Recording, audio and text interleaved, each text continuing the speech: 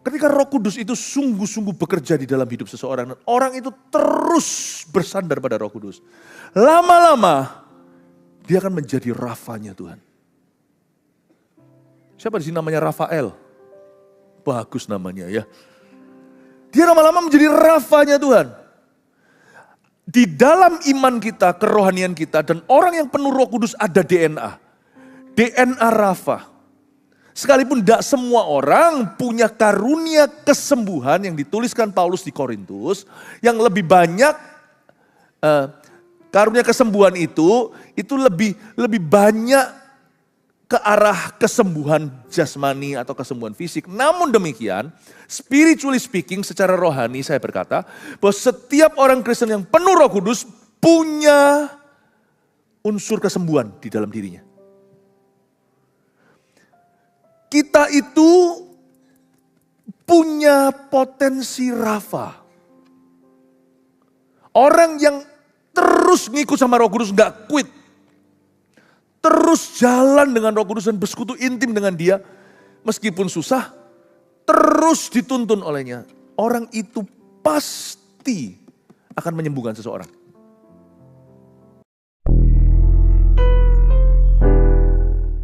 Kami percaya Tuhan, saat Engkau bertata di atas pujian umat-Mu, segala sesuatu mungkin terjadi. Tidak ada yang mustahil, tidak ada yang sulit, tidak ada yang sukar bagi Tuhan. Kami tinggal percaya, we believe, therefore we speak. Kami percaya karena itu kami berkata-kata. Kami berkata bahwa kami sungguh-sungguh percaya kepada-Mu Tuhan. Kau akan mengubahkan hidup kami dari yang buruk menjadi baik, dari yang salah jadi benar, dari yang kekanak-kanaan menjadi dewasa. Kau pakai kami pilih ya Tuhan satu-satu di antara jemaat ini, satu persatu, setiap keluarga, setiap pasangan suami istri, setiap anak muda, bahkan anak kecil. Kau pilih satu-satu Tuhan, menjadi rumah doamu, menjadi saluran your channel Tuhan, dan menjadi obat ya Tuhan Yesus bagi orang lain Tuhan. Makasih Tuhan, Kau ada di tengah-tengah kami, berbicaralah, sembunyikan hamba-Mu di balik salib-Mu. Saat kami hamba-Mu menyampaikan sabda-Mu. Di dalam nama Tuhan Yesus, haleluya, amin. Puji Tuhan, shalom semua. Berikan kemuliaan bagi Tuhan. Sebelum Anda duduk, bisa katakan pada kanan kirinya, Tuhan memilih-Mu dan akan memakai hidup-Mu. Puji Tuhan, terima kasih. Silakan duduk kembali. Hari ini kita belajar dari kitab Yehezkiel. Siapa yang haus, datanglah kepada Kristus, kau akan minum dan lepas dahaga. Dan Yehezkiel ini setiap ayat-ayatnya begitu mendalam, Yehezkiel 47, dan seharian 5 kali ini temanya air kehidupan, lalu itu topik-topik ibadahnya. Sekarang kita bicara tentang transformasinya. Transformasi apa? Ada sebuah sungai dalam penglihatan Yehezkiel. Sungai itu misterius. Pangkal sungai itu malah justru dari bait suci dan bahkan dari altar di bait Allah itu. Itu bawah gedungnya dalam penglihatan Yehezkiel. Di bawahnya itu membual air kehidupan. Dan sungai ini juga dilihat dalam penglihatan Rasul Yohanes di Pulau Patmos di kitab Wahyu dituliskan bahwa ada sungai yang mengalir keluar dari tahta Allah. Apapun yang Tuhan bisa sanggup berikan dalam hidupmu akan bermula dari mezbah pribadimu. Semua itu akan mulai dari altarnya. Altar itu bukan mempersembahkan di atasnya itu lembu, kambing, domba. Tapi persembahkan hidupmu sebagai persembahan yang hidup dan berkenan kepada Allah. Apa yang kau persembahkan kepada Tuhan, dari situ akan mengalir sungai kehidupan. Makanya itu hati yang berserah sungguh-sungguh. Dari situ nanti Roh Kudus akan memakainya. Dan kalau pernikahan rumah tangga kita benar-benar kita bangun mezbah, artinya mezbah itu bukan berarti kita ada persekutuan doa apa, bukan aktivitasnya. Mezbah itu berbicara gini loh, kau serahkan kehidupan rumah tanggamu itu kepada Tuhan untuk kemuliaannya. Akan ada sungai kehidupan. Pekerjaan juga sama, bisnis, profesi Anda, kalau Anda serahkan pada Tuhan, Roh Kudus akan tuntun Anda pelan-pelan. Di sana akan ada berkat. Dunia bilang paceklik lah, kemarau lah, ya. Dunia bilang sulit ekonomi. Nanti ibadah berikutnya saya akan bicara tentang kelimpahannya. Sungai ini membawa suatu kelimpahan, abundance.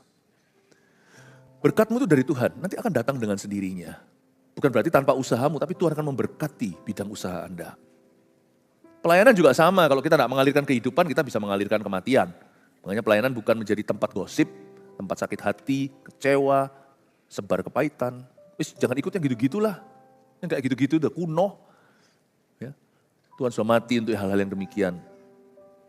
Sekarang kita bicara tentang transformasinya. Nah, sungai ini secara harafiah, suatu hari memang akan ada di sorga. Tapi sekarang kita hanya dapat makna rohaninya untuk diterapkan kehidupan kita karena ini adalah firman. Tapi apa yang dilihat oleh Yohanes di Pulau Patmos, yang dilihat oleh Yehezkiel di Perjanjian Lama, nanti akan ada sungai beneran di zaman kerajaan Mesias. Tapi sekarang bagi gereja Tuhan, mari kita petik maknanya dalam kehidupan rohani kita. Mari kita baca Yehezkiel 47, ayat yang 6, ayat ke-6 sampai ayat yang ke-9. Saya baca ya, lalu ia berkata kepadaku, sudahkah engkau lihat hai anak manusia? Kemudian ia membawa aku kembali menyusur tepi sungai. Dalam perjalanan pulang, sungguh sepanjang tepi sungai itu ada amat banyak pohon. Di sebelah sini dan di sebelah sana. Ia berkata kepadaku, sungai ini mengalir menuju wilayah timur dan menurun ke Araba Yordan dan bermuara di Laut Asin. Air yang mengandung banyak garam dan air itu menjadi tawar. Sehingga kemana saja sungai itu mengalir, segala makhluk hidup yang berkeriapan di sana akan hidup. Ikan-ikan akan menjadi sangat banyak, sebab kemana saja air itu sampai, air laut di situ menjadi tawar, dan kemana saja sungai itu mengalir, semuanya di sana hidup.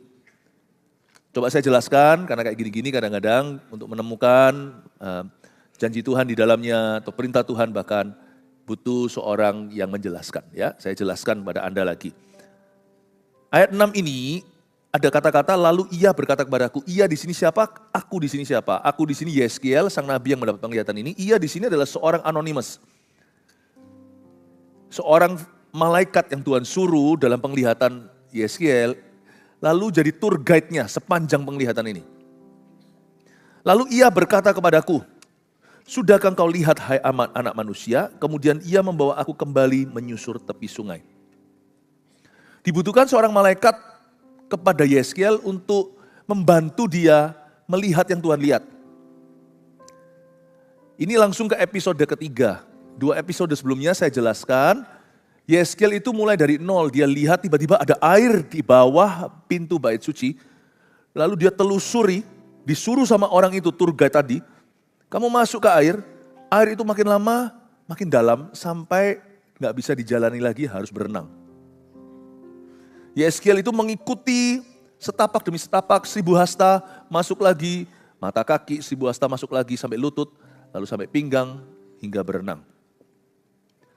Dan waktu dia melewati itu semuanya, dengan susah payah tentunya, pernahkah Anda berjalan, misalnya kalau orang harus berjalan 1 kilometer di dalam air, lebih berat ya, lebih gampang jalan di darat.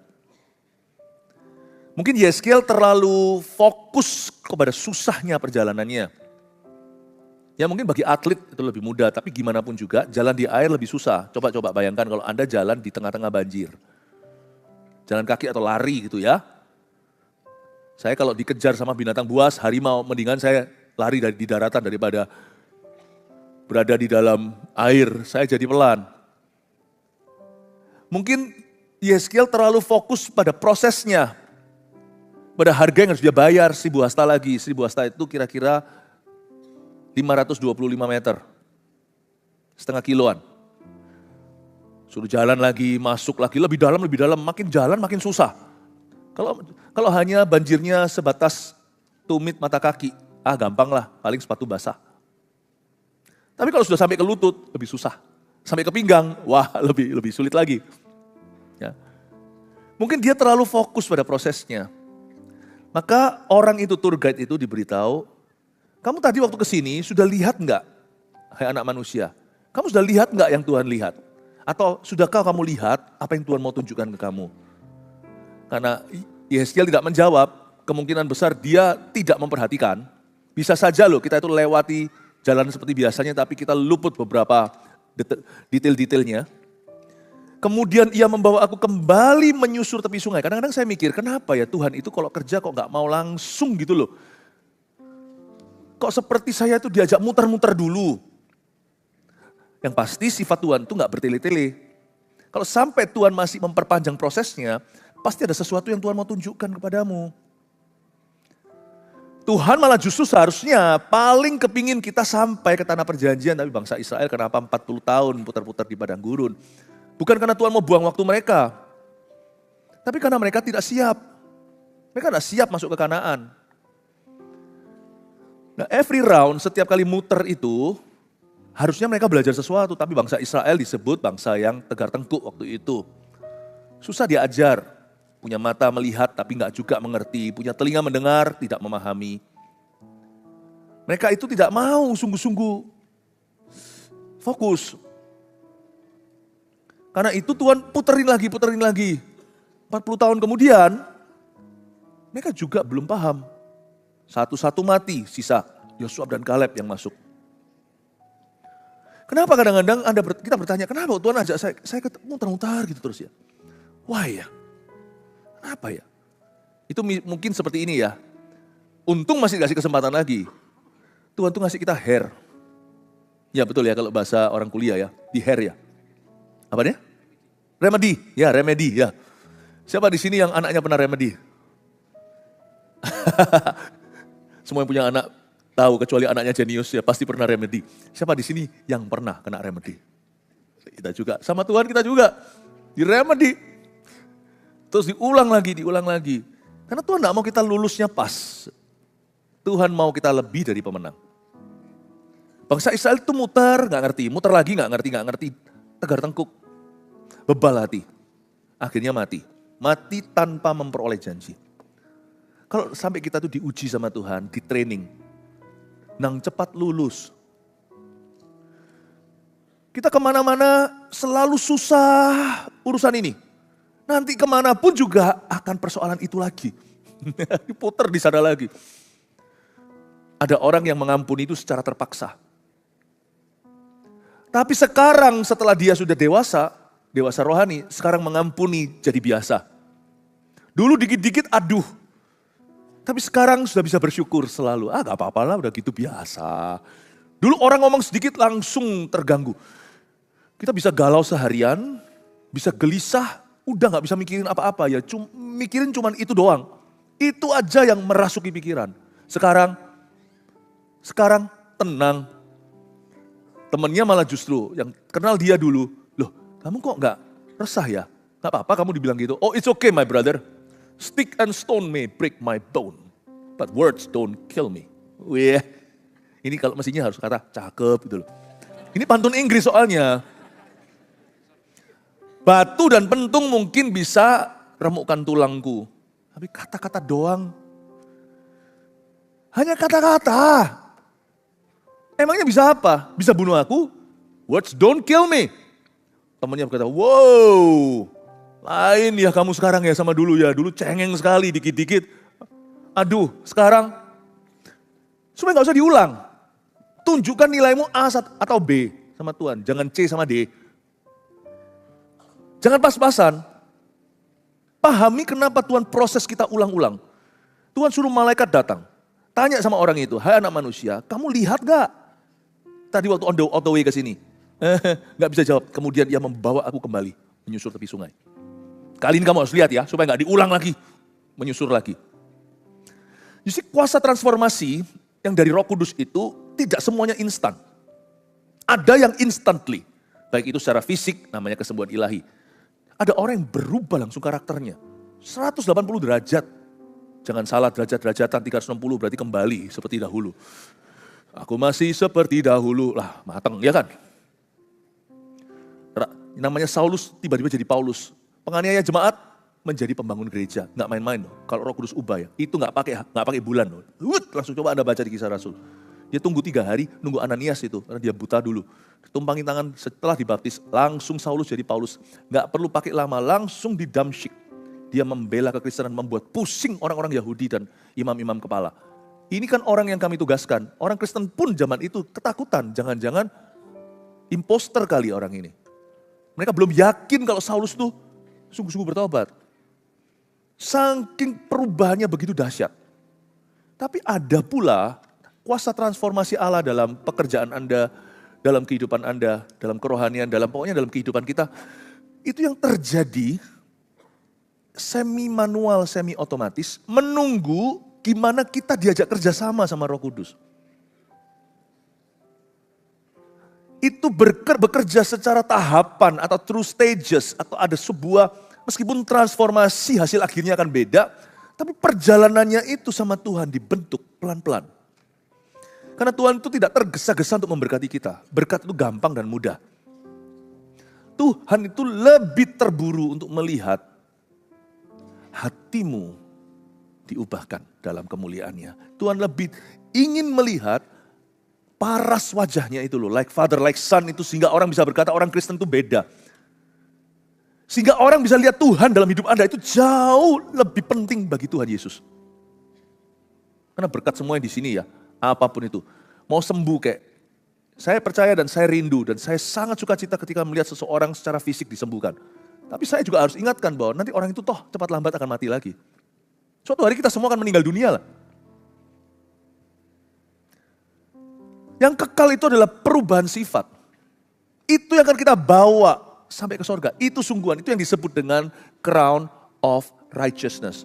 Mahkota kebenaran, itu sifat. Mahkota kebenaran, saya nggak mau kalau di sorga dipakai mahkota sungguhan.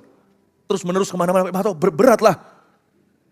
Meskipun di sorga nggak perlu tidur, kalau berbaring pakai mahkota, nggak mau saya. Mahkota itu nggak tentu mahkota beneran. Mahkota itu bicara tentang sebuah glory. Yang melekat, kemuliaan atau kebenaran yang melekat pada orang itu selama-lamanya. Kalau Anda lihat di dunia pejabat, ya, atau dunia tentara, yang pakai macam-macam semuanya sampai rompi-rompinya itu semua itu gagah perkasa.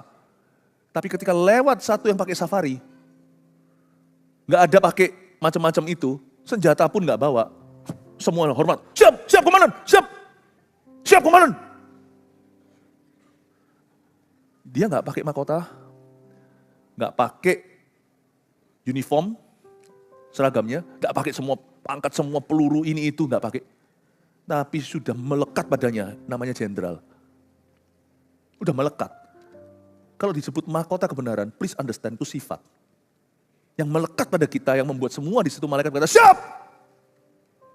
Ketika orang-orang itu berjalan, di jalan dari emas dan mutiara. Di jalanan kekal itu. Itu yang Tuhan mau bentuk di dalam dirimu. Berkat di dunia ini semua murahan. Bisa datang, bisa pergi, bagi Tuhan itu nggak masalah. Dan semua itu akan kau tinggal. Kau tak membawa apapun juga saat kau kembali ke sorga. Ini yang Tuhan mau kerjakan. Saya ingatkan pada Anda, transformasi pasti terjadi dalam alam fisik dan realita juga. Tetapi Tuhan ingin transformasi terjadi di dalam alam yang tidak kelihatan, yaitu in your inner man. Di dalam manusia rohmu, di dalam dirimu. Itu yang Tuhan bentuk. Gereja kita sekalipun besar jumlahnya, tapi kita kejar sampai di unsur terkecil. Setiap orang CG belum.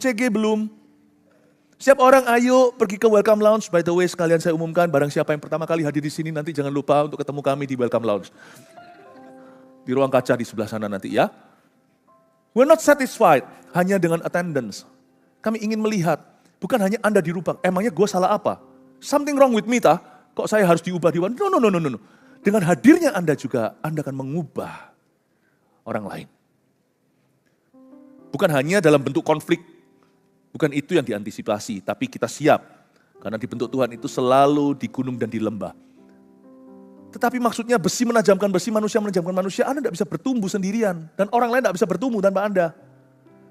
Dengan hadirnya Anda akan ada satu masa anugerah di hidupmu dan di hidup orang lain. Jadi, yang pertama kali hadir tadi, ke Welcome Lounge ya. Supaya Anda ditemukan. Transformasi yang seperti itu. Tuhan ingin lihat perubahan dalam sifat kita. Kemudian ia membawa aku kembali menyusur tepi sungai. Diajak balik untuk lihat. Oke, balik ya. Hair ya, remedy. Tapi this time remedy you must see. Kamu harus lihat. Oke. Mungkin karena tadi kan perjalanannya dia terlalu fokus ke prosesnya gitu. Orang itu kalau mengalami proses, apalagi proses berat, udah gak bisa ingat. Biasanya orang kalau sudah terlalu preoccupied, sudah terlalu konsentrasi penuh ke sesuatu, hal-hal lain itu hilang di hidupnya. Banyak potensi itu bukan sengaja diaborsi, tapi banyak potensi itu yang otomatis tidak berkembang. Karena dia terlalu fokus ke situ. Makanya orang kalau punya masalah dihadapi sendiri, dan dia tidak punya community, dan dia tidak punya yang namanya support system yang bagus. Nanti biasanya setelah dia keluar dari masalah itu, punya masalah baru. Hal-hal lain yang dia abaikan, yang dia neglect. Selama dia fokus ke masalah itu, satu-satu mulai runtuh di hidupnya. Itulah sebabnya orang kalau tidak punya kehidupan yang round ya, yang bulat ya. Saya bicara kehidupannya bulat gitu.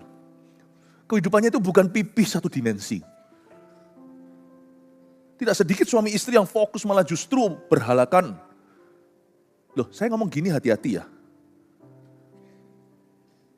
Kita bisa berhalakan apapun juga loh. Berhala zaman ini itu bukan hanya seperti berhala zaman dulu yang dibuat, yang diukir oleh tangan. Berhala zaman ini bisa juga hobi, cita-cita. Bisa juga keluarga kita loh. Dari sejak kecil kalau saya didik, saya dan istri saya didik anak-anak, saya sudah beritahu, kami sudah komitmen dulu. Anak tidak akan menjadi nomor satu di hidup kami. Kristus. Setelah itu anak they come after setelah kami suami istri. Karena itu anak-anak tahu bahwa papa mama untuk supaya bisa jadi orang tua baik, kami pernikahannya harus utuh. Ada di sini anaknya yang sampai umur, ya ini mungkin agak ekstrim, sampai umur 10, sampai umur 12 masih tidur di tengah-tengah papa mamanya? You think that would be the best education? No. Semua yang Tuhan lakukan, misalnya kita besarkan anak, itu harus keluar dari pernikahan sehat. Pernikahan Tuhan berikan sebelum kita beri anak. Sebelum pernikahan, Tuhan juga sudah. Sebelum pernikahan atau apapun juga, selalu ada Tuhan yang utama. Bagaimana kita bisa menjadi suami yang baik kalau kita tidak menjadi orang Kristen yang utuh dulu. Makanya, pernikahan tidak boleh merampas hubungan kita dengan Tuhan. Justru orang-orang yang punya hubungan dengan Tuhan itulah yang membangun pernikahan yang sehat. Anak-anak harus tahu bahwa papa mama harus menjadi suami istri yang utuh. Baru bisa membesarkan kamu. Anak-anak sudah tahu, makanya itu dulu kalau saya sama istri saya, waktu anak-anak masih kecil kami mau pergi ngedate gitu ya, berdua. Diusahakan mesti harus ada seminggu sekali kita pergi berdua. Anak-anak tidak lo dari kecil mereka tahu, go. Ya. Diberkati, go. Go mami daddy, jam berapa pulang? Tapi ya lucu waktu kecil kita baru pergi udah diteleponin. Terus biasanya kakaknya yang lebih tua mesti bilang, jangan telepon terus mami daddy dong, jangan telepon papa mama terus. Iya. Tapi kami pulang, pasti kami itu utuh, senangkan mereka, biasanya kami pulang juga. Makanya itu saya selalu kasih saran pada pasangan-pasangan muda, jalan-jalan dulu. Nanti kalau sudah punya anak, jalan-jalan itu pasti mikir anak. Kita pulang mesti lebih early, lebih awal. Lalu habis itu, Tintin, anak-anak udah keluar, itu zaman-zaman dulu. Waktu anak-anak masih kecil gitu, wah mereka langsung lari. Kadang-kadang pakai piyamanya, kita ajak muter-muter, drive-thru apa, dan sebagainya. Wah happy banget. Ujungnya anak-anak yang kena getah indah. Anak-anak yang merasakan. But remember my friend, Tuhan itu bergerak. Air itu selalu mengalir dari bait suci dulu dari hadirat Allah. Dari personal prayer, your personal relationship with God. Hubungan pribadimu dengan Tuhan. Baru mengalir keluar. Dan dia selalu dari tumit dulu. Tuhan itu tertib, lalu ke lutut. Lalu habis itu ke pinggang, lalu berenang. Ada prosesnya, jangan di bypass. Bukan kekristenan itu penuh peraturan, bukan. Tapi kekristenan itu tertib. Lihat coba ya, orang kalau sudah tidak punya hubungan pribadi dengan Tuhan dalam pelayanan juga jadi troublemaker, jadi sincan. Semua bawa masalah dan bawa getah, semua banyak bawa lumpur saja. Keruh.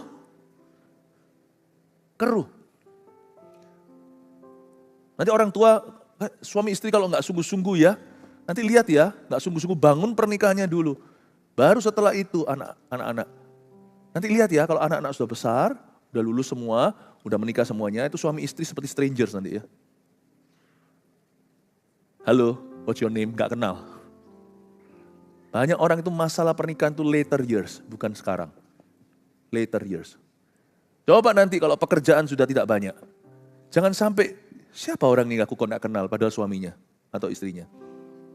Saya gak tahu kenapa kok saya dibawa ke sini ya. Saya gak ada rencana ngomong pernikahan loh. Tapi saya rasa saya perlu ngomong ini. Saya rasa ini akan jadi jawaban buat beberapa orang. Dia disuruh kembali lagi menyusur tepi sungai. Ayo sini, balik. Balik ini bukan kekalahan, tapi kali ini mungkin waktu dia mengalami prosesnya itu, dia terlalu fokus ke prosesnya.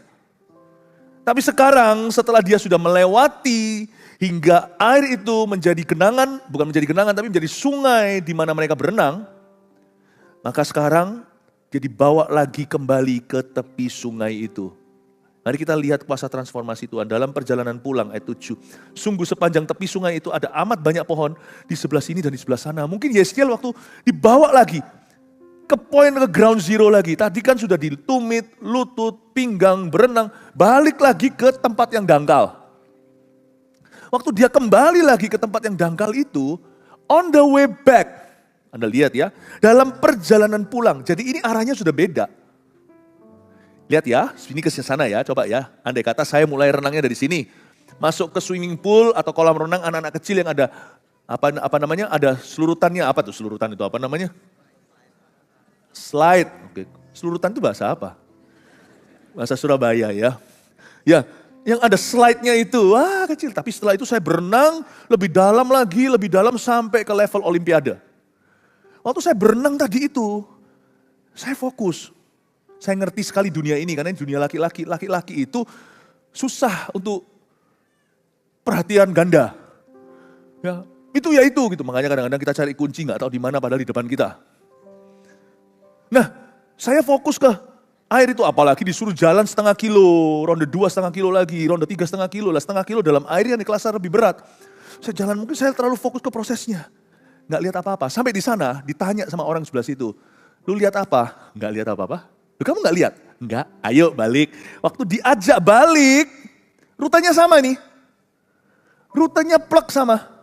Waktu diajak balik, loh ada pohon, loh ada ikan, loh ternyata kok nggak lihat aku tadi ya. Naik mobil ke Semarang. Mungkin kita lagi deg-degan ini. Wah tiba-tiba mungkin harus khotbah di GMS Semarang. Baru pertama kali di jadwal untuk khotbah di situ. Perjalanan ke sana nggak lihat apa-apa sepanjang perjalanan berdoa. Waduh, nggak lihat. Tapi waktu balik, oh ternyata di rest area ada restoran ini, ada depot ini. Oh ternyata di sini ada makanan kesukaanku. Oh waktu balik, tadi kok nggak kelihatan? Karena fokus kita nggak di sana. Tuhan tuh baik loh. Waktu kita sedang di dalam masalah atau dalam pergumulan berat, kita lagi fokusnya ke situ, ada banyak missing blessing. Paham ya? Missing blessing. Itu Tuhan akan bawamu kembali. Makanya itu kalau ikut sama Tuhan itu gak rugi. Karena Tuhan tuh gak mau Anda ketinggalan. Jangan jadi orang Kristen yang kepo, karena Tuhan sendiri yang akan FOMO untuk dirimu. Nah ini orang-orang, saya gak yakin tante-tante di sini tahu apa itu FOMO, apa itu kepo.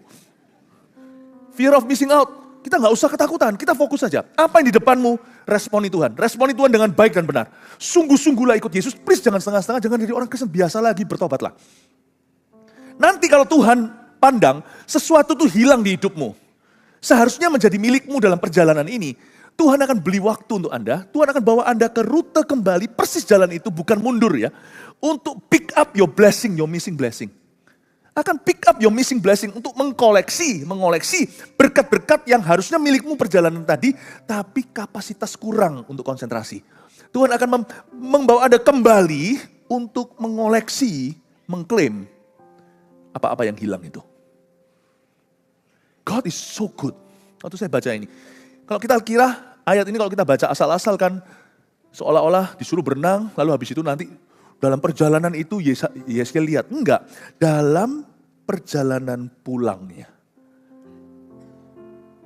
Sampai ke tempat itu, dia berkata, wow untung dulu aku enggak quit di 1000 hasta keberapa.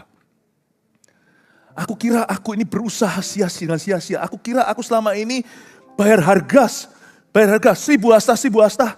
Taat pada Tuhan itu hanya taat sampai mati. Aku gak mikirkan ada berkat apa dan sebagainya. Ternyata, ya Tuhan, semua usaha jeripayahku ini gak sia-sia mengikutmu. Aku kira perjalanan 1,5 kilometer yang berat itu di dalam air lagi, basah-basah, becek-becek lagi. Yeskiel gak sempat ganti baju. Karena dalam penglihatan itu dia langsung dibawa pergi, gak kembali dulu packing barangnya. Dalam penglihatan tuh rohnya dibawa langsung mentah-mentah melihat dalam sebuah perjalanan yang ternyata becek, basah sampai berenang. Saya kira aku ini pada waktu mengalami proses semuanya ini semua serba tiba-tiba. Tapi ternyata Tuhan, Kau membela perkaraku. Selama masa-masa susahku itu, Kau menyimpan berkat-Ku. Ketika aku keluar dari masalah itu, Tuhan akan tanya, kamu lihat gak berkat-Ku? Enggak Tuhan, aku bisa survive aja Kamsyah. Aku bisa lulus aja, sudah terima kasih. Oh, kamu enggak lihat? Enggak, aku udah sediakan. Balik yuk, diajak balik. Itu pohon. Itu ikan. Wow. You know your blessings never gone missing? Kecuali Anda quit. Si bahasa pertama, berapa? Anda mengeluh, susah ini, susah. Aku jalan kok makin lama makin susah. Setengah kilo pertama itu tumit kaki, ya udahlah paling cuman basah-basah sepatuku masuk ke dalam, ada airnya. Ya. Kemarin pada waktu saya pulang olahraga pagi-pagi, Surabaya lagi hujan deras. Lalu habis itu saya waktu mau masuk mobil, keluar mobil, sepatu saya jlup, masuk ke air. Ya sudah, gak enak loh. Saya masih ada ketemu sama waktu itu masih ada janjian, lalu kita duduk sebentar, saya minum teh sebentar, lalu habis itu dengan kaos kaki saya basah. Itu sambil ngomong-ngomong tapi, aduh kapan aku mau pulang, mau segera ganti, mau segera mandi, segera ganti baju, ganti yang kering. Kalau hanya inconvenient, gak nyaman gak apa-apa, tapi setengah kilometer berikutnya sampai ke lutut, mulai agak susah, apalagi lutut saya ini bukan lutut yang paling kuat. Lalu sampai ke pinggang sini, kok makin susah ya? Untung aku gak quit, kalau aku quit, Tuhan akan membawa aku jalan kembali. Tuhan tidak pernah berkati jalan mundur, jalan kembali dengan Tuhan, itu jalan to claim your missing blessing. Jalan balik itu bukan jalan mundur. Kalau aku quit, di mana, di kilometer berapa? Ini semua, kiri kanan kulihat banyak pohon-pohon dengan buahnya, yang berbuah pada musimnya, yang tidak layu daunnya, semua ini tidak menjadi bagianku, tidak menjadi milikku. Saya ingin bernubuat dan berkata lewat firman ini, bahwa your blessings are still with you. Mungkin Anda belum alami, belum merasakan. They are in God's safekeeping. Tuhan menyimpannya untuk Anda. Tuhan seperti itu yang kau punya, kasih tepuk tangan untuk Tuhan. Ya, makanya itu kalau bisa perbesar kapasitas iman, supaya kalau kita mengalami pergumulan, jangan fokusnya ke itu doang. Makanya itu kalau kita lagi galau gitu, jangan terus mengunci pintu, lalu habis itu menyendiri. Justru keluar, justru lakukan sesuatu, jangan lakukan sembarangan, jangan disalurkan ke hal-hal yang bukan-bukan. Alkohol bukanlah alamat yang tepat. Setelah Anda sadar, masalah masih di sana. Malah justru Anda punya masalah baru. Terusin gitu nanti livernya bermasalah. Ke dosa, janganlah. Nanti masalahnya selesai, kau punya masalah dengan Tuhan. Tapi untuk hal-hal yang membangun berguna, keluar. Hai Elia, keluar dari guamu. Bagus tuh Elia keluar dari guanya, jangan terus gua. Nanti gua minta mati, cabutlah nyawaku Tuhan, itu doa Elia. No, go back, kamu yang urapi Hazael, kamu urapi raja ini, kamu urapi Elisa. Keluar dari guamu. Kalau Anda sedang dalam pergumulan, jangan habiskan hidupmu untuk pergumulan itu. Masih ada hal-hal lain yang Anda harus perjuangkan. Ingatlah 5 roti 2 ikan. Sudah ada keluarga, masih ada keluarga, masih ada orang-orang yang patut kau perjuangkan. Dan engkau bukan Anda sendirilah yang mengalami pergumulan di dunia ini. Masih ada saudara-saudara seimanmu yang mengalami pergumulan lebih ringan atau lebih berat dari dirimu. Perjuangkan mereka juga. Never ever be stopped by your own problem. Tidak boleh dihentikan hanya dengan masalahmu. Kalau kita berhenti karena itu, kuasa transformasi berhenti bekerja di hidup kita. Nah, kalau kita baca ayat ini dahsyat bagaimana sungai ini mengalir dan kemana dia mengalir, dia menghidupkan. Kita lihat ayat 8. Ia berkata kepadaku, sungai ini mengalir menuju wilayah timur dan menurun ke arah Yordan dan bermuara di Laut Asin, air yang mengandung banyak garam dan air itu menjadi tawar. Ayat 8 ini sungai ini ternyata misionaris ya, nanti ibadah terakhir aja saya bicara tentang misinya sungai ini apa. Arah Yordan itu Jordan River atau sungai Yordan, Laut Asin itu Dead Sea di selatan. Airnya mengandung banyak garam, dan air itu menjadi tawar. Kata air itu menjadi tawar dalam bahasa aslinya, air itu menjadi Rafa. Yehova Rafa. Air itu menjadi tawar, air itu menjadi sembuh. Ini bicara secara harafiah, jadi kemungkinan sangat mungkin sekali bahwa ketika Mesias datang kembali nanti ke atas muka bumi, Laut Mati, saya pernah ke situ waktu ke Israel dulu. Laut Mati, di dalamnya, kenapa disebut Laut Mati? Memang gak ada makhluk hidup, sungguhan di dalam gak ada makhluk hidup. Gak ada tanaman, gak ada ikan, lain di Sungai Yordan ya. Di Sungai Yordan itu gak takut sih, gak menakutkan. Hati apalagi hati dipenuhi dengan sukacita berada di sana. Orang mau ke sana aja kalau nggak tentu punya kesempatan kok. Seneng lah bisa retreat di sana untuk melihat tempat-tempat bersejarah. Waktu di Sungai Yordan, pernah sekali, saya baptis kan lama, saya masuk dulu, saya pulang, saya naik, saya mentas terakhir. Jadi saya orang pertama di dalam sana, orang terakhir. Jadi biasanya setelah itu kulit saya mengkerut. Karena yang kami baptis ratusan. Itu lucu, kadang-kadang itu Tuhan, maksudnya saya anggap itu sebagai entertainment. Waktu lagi baptis, setelah selesai nunggu berikutnya itu tiba-tiba, ada ikan lewat. Ikan gede gitu ya. Jangan takut, di sungai tidak ada hiu. Lewatin, senggol kaki saya, deng. Untung kau ya, untung aku. Kalau enggak, kalau saya lagi lapar kau kumakan. Laut Mati, tidak ada hewan. Ya, tapi ngapung karena mineralnya tinggi. Nah, mineral itu kan gak berguna nanti di zamannya Raja Mesias kalau datang kerajaan 1000 tahun. Karena mineral itu kan sifatnya healing ya. Sifatnya itu healing. Jadi karena ada benefit medisnya di dalam. Saya sendiri pernah alami waktu kaki saya di Sungai Yordan itu lagi panasnya, meskipun itu panas batunya, saya nggak pakai sandal. Terus habis itu crack kulitnya, jadi ya terbuka kulitnya, jadi sakit perih. Waktu masuk ke dalam Laut Mati, itu di akhir perjalanan waktu itu, perih sekali, tapi gengsi. Karena banyak jemaat harus saya perhatikan. Ada juga yang lagi berenang, loh kok bisa ngapung begitu ya, saya pegangin kepalanya, saya kerjain, saya lepas ya, jangan. Nah, setelah saya keluar, itu cracknya nutup loh. Karena mineralnya tinggi ya. Luka-luka kulit, luka-luka terbuka gitu itu cepat ini. Nah, tapi pernah nggak Anda pikirkan? Yang menyembuhkan, kalau itu Laut Mati itu menyembuhkan, siapa yang menyembuhkan Laut Mati? Maksudnya apa? Air asin menurut saya kalau mineralnya itu berguna kalau masih ada yang sakit. Kalau nanti Tuhan Yesus sudah tiba, nggak ada yang sakit, apa gunanya? Air itu nggak bisa diminum. Anda kalau minum itu, makanya nggak boleh nyelam kalau di Laut Mati. Kepala harus di luar. Orang yang sampai nyelam, ya nggak bisa sih, susah karena akan ngambang. Kalau sampai nyelam, minum airnya, mati sungguhan. Bukan Laut Mati, kita yang mati. Air itu nggak bisa diminum, nggak bisa dibuat mandi, nggak bisa dibuat apa, nggak bisa buat cuci. Nggak bisa. Jadi nanti kalau Mesias datang, kemungkinan dari ayat ini saya spekulasi, Laut Mati akan menjadi tawar. Jesus will heal the water and turn it into a fresh water. Air itu akan menjadi Rafa. Sekarang air itu menjadi Rafa buat orang, tapi air itu nanti menerima Rafa. Disembuhkan sama Tuhan. Dan nanti akan ada ikan, kalau Anda baca di sini sampai ke Laut Araba Yordan, Sungai Yordan sih ada, Dead Sea, laut asin itu, air yang mengandung banyak garam, air itu menjadi tawar. Sehingga kalau Anda lihat, nanti ini nggak akan terjadi di zaman ini. Nanti ketika Yesus datang kembali. Sehingga kemana saja sungai itu mengalir, segala makhluk hidup yang berkeriapan di sana akan hidup. Wah, nggak bisa sekarang. Ikan akan menjadi sangat banyak, nggak ada sekarang.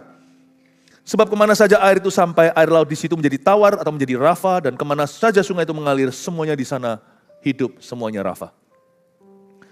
Saya kasih sedikit info-info yang menarik secara fisiknya, secara jasmaninya. Tapi makna rohaninya adalah, you see, ketika Roh Kudus itu sungguh-sungguh bekerja di dalam hidup seseorang, dan orang itu terus bersandar pada Roh Kudus. Lama-lama, dia akan menjadi Rafanya Tuhan. Siapa di sini namanya Rafael? Bagus namanya ya. Dia lama-lama menjadi Rafanya Tuhan. Di dalam iman kita, kerohanian kita, dan orang yang penuh Roh Kudus ada DNA. DNA Rafa. Sekalipun tidak semua orang punya karunia kesembuhan yang dituliskan Paulus di Korintus, yang lebih banyak karunia kesembuhan itu lebih banyak ke arah kesembuhan jasmani atau kesembuhan fisik. Namun demikian, spiritually speaking, secara rohani saya berkata, bahwa setiap orang Kristen yang penuh Roh Kudus punya unsur kesembuhan di dalam dirinya. Kita itu punya potensi Rafa. Orang yang terus ngikut sama Roh Kudus, gak quit. Terus jalan dengan Roh Kudus dan bersekutu intim dengan dia. Meskipun susah, terus dituntun olehnya. Orang itu pasti akan menyembuhkan seseorang. Saya kalau mendoakan anak-anak yang mau, orang-orang yang mau menikah gitu ya, kadang-kadang saya ingatkan. Karena saya dulu sendiri waktu menikah, waktu didoakan juga, waktu itu saya nggak ngerti. Waktu itu saya nggak ngerti maksudnya apa. Seorang hamba Tuhan pernah berdoa dan berkata, biarkan, waktu itu saya umur 25, didoakan, biarkan pernikahanmu menjadi obat. Saya bilang, pernikahanku jadi obat. Tiba-tiba saya ingat, dulu saya pernah berdoa waktu saya baru bertobat. Tuhan, waktu saya baca ayat ini, dan ini akan menjadi sembuh. Dan nanti kalau Anda lihat, itu airnya bukan hanya disembuhkan, tapi juga ada pohon-pohon nanti. Kita lihat pohon-pohon itu juga daun-daunnya itu menyembuhkan, berbuah pada musimnya. Saya berkata, Lord, use my life to heal other people. Saya dulu nggak ngerti kalau saya bakalan dipakai enggak di area kesembuhan, healing ministry. Itu lain cerita, itu karunia-karunia tertentu. Tapi ini panggilan orang Kristen. Kita semua itu dipanggil menjadi pohon yang ditanam di tepi aliran air. Dan yang daun-daunnya nanti akan menyembuhkan. Nah saya dulu pernah waktu masih single, saya berdoa, belum punya pacar juga. Waktu saya masih sendirian, saya berkata, Lord, pakailah masa mudaku untuk menyembuhkan generasiku. Saya berdoa begini, ternyata Tuhan dengar loh. Saya kira doa seperti itu hanya doa biasa, tapi Tuhan dengar semua. Suatu hari nanti kalau aku punya pacar, suatu hari kalau aku menikah, pakailah ya Tuhan pernikahanku sebagai obat. Nah waktu saya didoakan oleh hamba Tuhan itu saya ingat doa saya dan membuat, oh gitu. Nah makanya itu saya waktu masih saya kesaksian sedikit, waktu saya masih belum punya pacar, saya tahu suatu hari saya akan punya pacar, saya bertekad suatu hari. Karena saya tahu suatu hari pernikahan saya akan menjadi kesembuhan bagi beberapa orang, bagi banyak orang, maka pacaranku tidak boleh sakit. Saya menolak untuk melakukannya dengan cara dunia. Saya tidak mau pesakitan. Kalau Anda tahu bahwa bisnis Anda nanti akan punya unsur Rafa di dalamnya, hati-hati dengan uang orang. Jangan jadi batu sandungan. Kalau Anda tahu rumah tangga Anda nanti jadi Rafa, gak usah jauh-jauh kepada anakmu sendiri, toh suatu hari mereka akan menikah. Dan jagalah komunikasi antara suami dan istri. Bijaksanalah, jangan berantem di depan anak. Dan kata cerai harus kau ceraikan dari mulutmu. Orang Kristen yang tahu bahwa dia ada Rafa di dalamnya, gak tentu nanti Anda akan punya karunia kesembuhan seperti beberapa orang. Meskipun kalau Anda lihat orang sakit, Anda doakan, Tuhan bisa sembuhkan. Karena tanda orang percaya adalah mereka akan tumpang tangan atas orang sakit, dan orang itu akan sembuh. Tapi bagi orang yang punya karunia kesembuhan secara khusus, itu menjadi sesuatu yang regularly, dan menjadi momentum, dan menjadi sesuatu yang terus dilakukan hingga dia profesional di sana. Jangan kira bahwa hanya orang tertentu bisa sembuhkan, sebab orang Kristen itu adalah kaum Rafa. Dan air itu menjadi Rafa. Menjadi Rafa. Air asin yang tidak berguna menjadi useful karena sungai yang mengalir dari bait suci. Kita semua itu seperti pohon yang ditanam di tepi aliran air. Yang menghasilkan buah pada waktunya, pada musimnya. Dan yang daunnya menyembuhkan. Saya mau extend, saya mau terakhir dengan ini saya selesai. Saya mau mengulurkan undangan Tuhan. Yaitu bahwa setiap Anda di tempat ini jangan jadi jemaat biasa datang ke gereja hanya ibadah. Anda di sini itu dipersiapkan menjadi kaum Rafa oleh Tuhan. Roh Kudus itu di sini bukan hanya untuk membuat Anda merasa nyaman. Roh Kudus bukan AC, Roh Kudus bukan karpet. Roh Kudus bukan kursi cushion yang Anda duduki. Roh Kudus punya misi dalam kehidupanmu. Dengan Anda masuk ke gereja seperti ini, dan gereja yang menyadari karyanya, saya warning di depan, yang Tuhan inginkan adalah Allah, Tuhan kita ingin memakai, dia memanggilmu dan ingin membentukmu. Sehingga Anda nanti, pernikahan Anda, pekerjaan Anda, pelayanan Anda menjadi rafa bagi orang lain. Pray that prayer with me. Doakan doa itu seperti yang saya doakan waktu saya masih bujangan. Lord, use my life to heal other people. Dulu saya nggak curiga apakah nanti suatu hari saya akan pelayanan seperti festival kuasa Allah. Apakah di saat teduh bersama ada hikmat marifat, lalu ada orang begini, orang begitu sembuh. Bagi saya itu semua adalah bonus dari Tuhan. Saya nggak pernah mikirkan ke area situ. Malah justru that's the furthest thing on my thought. Di pikiran saya itu terlalu jauh. Tapi saya hanya tahu satu hal waktu saya baca ini. This is me. Akulah pohon yang ditanam di tepi aliran air ini. Engkau mengubah hidupku supaya aku nanti jadi berkat bagi orang lain. Hidupku ditransformasi supaya orang lain hidupnya ditransformasi lewat hidup saya. Pakai aku Tuhan sebagai kepanjangan Rafa. Use me. Doa begitu Bapak Ibu. Serahkan bisnismu kepada Tuhan. Bukan berarti semuanya itu Anda berikan dan serahkan kepada Tuhan sebagai persembahan. Bukan. Kelola dengan benar. Di dalam pekerjaan Anda, nanti Tuhan akan memakainya sebagai Rafa. Di dalam pernikahan Anda, di dalam kehidupan Anda. Anak-anak muda juga jangan buang-buang hidupmu. Kalau visimu cuma sekedar hanya sampai lulus, dapat kerjaan, aduh, rugi jadi orang Kristen. Kristen itu jalan kekal. Kristen itu jalan kehidupan dan kebenaran. Kalau kita tidak punya goal lebih tinggi daripada orang-orang yang tidak bertuhan, apalagi mereka mengejar perkara-perkara fana, goalmu harusnya begini, Lord, I commit to you my youth. Aku serahkan masa mudaku. Terlalu banyak yang rusak. Generasiku terlalu banyak demons-nya, terlalu banyak setannya di generasi saya. Use me sebagai salah satu rafamu. Sehingga dapat dikatakan lewat hidupku, air yang asin sekelilingku itu, rawa-rawa itu akan sembuh. Kalau Anda berdoa gitu ya, Anda akan mulai lihat tiba-tiba Allah akan bekerja dengan cara beda. Kalau Tuhan kau undang, siap-siap Tuhan berkarya. Karena Tuhan kita tidak akan memaksa. Makanya firman seperti ini undangan. Kalau Anda menerima, ada orang yang mendengarkan dan membuka pintu, dia akan duduk masuk bersamamu dan makan bersama-sama dengan Anda. Tuhan itu akan bekerja kalau kau undang. Karena Yesus adalah Allah yang mengetuk pintu. Roh Kudus itu ketika kita haus, dia akan tiba. Kalau Anda sadar bahwa ini adalah unsur panggilanmu. Lord, use me, pakailah aku Tuhan untuk menyembuhkan orang lain. Anda akan kaget. Allah akan mengupgrade visimu dan hidupmu tidak akan pernah sama lagi. Amin Bapak Ibu Saudara. Saya harap kita semuanya menjadi agen transformasi Tuhan. Menjadi selalu bagian dari solusi dan jawaban. Jangan sekali-kali jadi bagian dari masalah. Karena tanpa harus jadi bagian dari masalah, hidup kita sudah penuh dengan masalah. Jangan cari masalah. Amin Bapak Ibu. Katakan kanan kirinya. Ngomong apa? Halo Rafa. Ini waktu yang Tuhan janjikan. Anugerahnya dicurahkan.